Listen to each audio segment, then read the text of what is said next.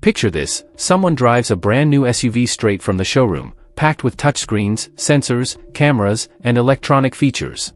Just a few years later, that same vehicle can be sitting in a workshop because one complicated component has failed or the transmission has turned into an expensive headache. Meanwhile, there are older SUVs that most people barely notice anymore. They look boxy, simple, outdated, and in some cases more suited to a farm track than a modern city street. Yet many of them are still running with more than 500,000 kilometers behind them, and their engines keep working as if that distance were nothing unusual. That is what makes this comparison so interesting. Plenty of buyers spend serious money on modern SUVs loaded with technology without realizing that some of the toughest machines ever built are sitting on the used market for a fraction of the price. They may not have enormous screens, complicated driving modes, or cabins filled with electronic gadgets, but underneath that old-fashioned bodywork are engines, gearboxes, and drivetrains designed with one priority in mind: lasting for years of hard use. Today on Sevco Cars, we are counting down 10 used SUVs that many buyers overlook simply because of their age or basic design. But beneath that dated appearance, each one has earned a reputation for mechanical durability that can make far more expensive modern SUVs look unnecessarily complicated. We will begin at number 10 and work our way toward number 1, where you will find the vehicle that mechanics and longtime owners around the world regularly point to as one of the hardest SUVs to wear out, and make sure you stay for the top spot. Because number 1 is a perfect example of what happens when engineers focus less on flashy technology and more on building a vehicle that can keep going for an extraordinary amount of time. If you enjoy content about cars, technology, innovation, and smarter choices for buying better, take a moment to subscribe to the channel. We are very close to reaching 1,000 subscribers, and every new subscriber helps this project keep growing. Here, you will find videos made to show what is truly worth it in the automotive world, with no fluff, no hidden advertising, and always focused on useful information for anyone who wants to avoid bad buying decisions. So, if this content helped you in any way, subscribe now, turn on the notification bell, and follow the next videos. Your subscription may seem simple, but it makes a huge difference for the channel. Thank you for being part of this journey toward 1,000 subscribers. At number 5, we have an SUV that is often overlooked because people lump it together with the more complicated Pathfinders that came later. But the early Nissan Pathfinder R50 models, especially those built from 1996 through 2000, are a very different machine. Under the bonnet sits Nissan's 3.3-liter V6, the VG33, an engine that earned its reputation by keeping things simple. It uses a cast-iron block, relatively low compression, and a reinforced timing belt setup, producing roughly 168 horsepower. That output may sound modest today, but that is exactly part of the reason these engines can last so long.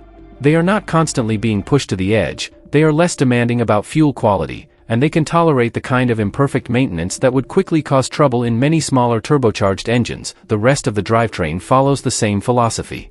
The transmission and four-wheel drive system are straightforward, with far fewer electronic control units and complicated systems than Nissan introduced in later years. That simplicity matters once these vehicles get older because there is simply less technology waiting to become an expensive repair. To most buyers, an early R50 Pathfinder just looks like an aging SUV from another era. Mechanics tend to see something else entirely: a tough, uncomplicated platform capable of covering around 400,000 kilometers while still avoiding major internal engine work when it has been reasonably maintained. Taking the number 4 spot is an SUV that may have been marketed as family transportation, but underneath it was engineered much more like a serious work vehicle. We are talking about the Isuzu Trooper, produced from 1992 through 2002. Depending on the market, related versions appeared under names such as Opel or Chevrolet, but the engineering roots remained firmly tied to Isuzu, a manufacturer with decades of experience building diesel and industrial powertrains for demanding applications. One of the defining features of the Trooper was just how heavily built its mechanical components were. Certain versions came with a naturally aspirated 3.2-liter V6, and much of the drivetrain was designed with durability rather than minimum weight in mind. The rear differential is unusually substantial for a family SUV, while the body-on-frame construction gives the vehicle the kind of structural strength normally associated with machines expected to work on rough terrain for years. Another advantage is its relative simplicity. Compared with newer SUVs, there are far fewer delicate electronic systems involved in basic vehicle operation, which means a minor electrical issue is less likely to disable the entire vehicle. That also makes many repairs more approachable for owners or mechanics using conventional tools instead of specialized diagnostic equipment for every job. Find a trooper that has been properly maintained and you are looking at a genuinely capable expedition platform. It was built to deal with rough roads, heavy loads, and demanding conditions without needing sophisticated technology to do the job, and that old-school engineering is exactly why well-preserved examples still have such a loyal following today. At number 3, we have one of the strongest examples of old-school dependability in an everyday SUV, the first 2 generations of the Honda CR-V, covering models built from 1997 through 2006. These vehicles were created during a very different era of engineering, when Honda was not trying to squeeze maximum output from the smallest possible engine. Instead, the formula was simple: use proven components, keep mechanical stress under control, and build something owners could depend on for years. Depending on the generation, you will find either the 2.0-liter B24 cylinder or the 2.4-liter K24, with the second-generation model benefiting from a timing chain design. There is no small turbocharger working constantly under high pressure, no complicated direct injection system, and no CVT transmission added to the equation. What you get instead is naturally aspirated Honda engineering with smooth power delivery, manageable operating temperatures, and far fewer highly stressed components. That simplicity is one of the biggest reasons these early CR Versys developed such a strong reputation.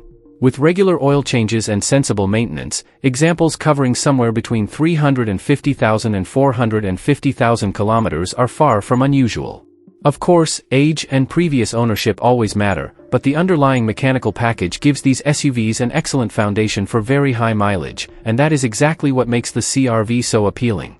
It drives more like an easy everyday car than a traditional heavy off-roader, yet it still offers the practicality of an SUV and mechanical simplicity that many newer vehicles have moved away from.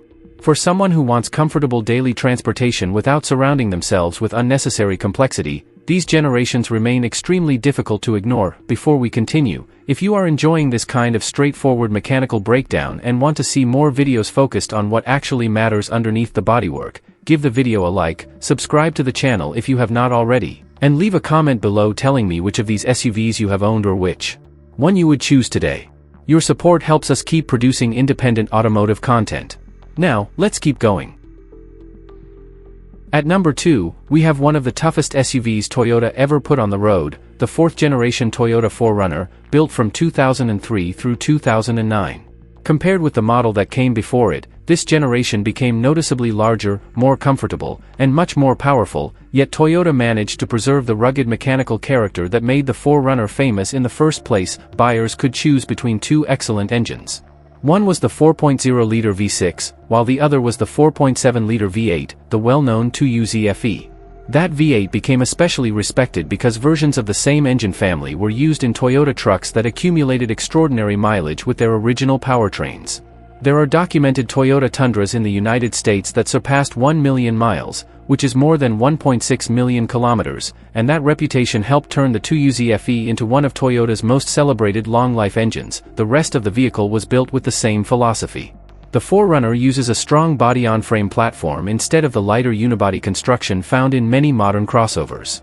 Its Aisin automatic transmissions are known for handling years of regular use when serviced correctly, and the overall build quality is one of the reasons these SUVs can still feel remarkably solid after decades on the road. Even after 20 years of hard use, a well-preserved example can still have a cabin that feels tighter and more substantial than you would expect from a vehicle of this age. That combination of a durable drivetrain, heavy-duty chassis, and excellent assembly quality is exactly why the 4th-generation 4Runner continues to command so much respect among mechanics and long-term owners. At number 1 sits an SUV that built its reputation far beyond city streets and paved highways, the Nissan Patrol, specifically the Y60 and Y61 generations produced from 1987 through 2009. These machines became famous in some of the harshest environments on the planet, where reliability is not about convenience but about whether the vehicle can keep moving hundreds of kilometers away from the nearest workshop. Much of that reputation comes from the Patrol's straight-six engines, offered in both petrol and diesel configurations. Rather than chasing lightweight construction or maximum efficiency, Nissan engineered these powertrains with generous mechanical tolerances and heavy-duty components designed for sustained use under demanding conditions. But the real strength of the Patrol goes even deeper than the engine bay. Its gearboxes, transfer cases, and solid axles are massively built compared with what you find underneath most modern SUVs. In parts of the Middle East, enthusiasts are known for extracting dramatically more power from these engines with large turbocharger setups while still retaining many of the original drivetrain components. That tells you a lot about how much strength Nissan engineered into the platform from the beginning. The Patrol was never created simply to compete with comfortable urban crossovers.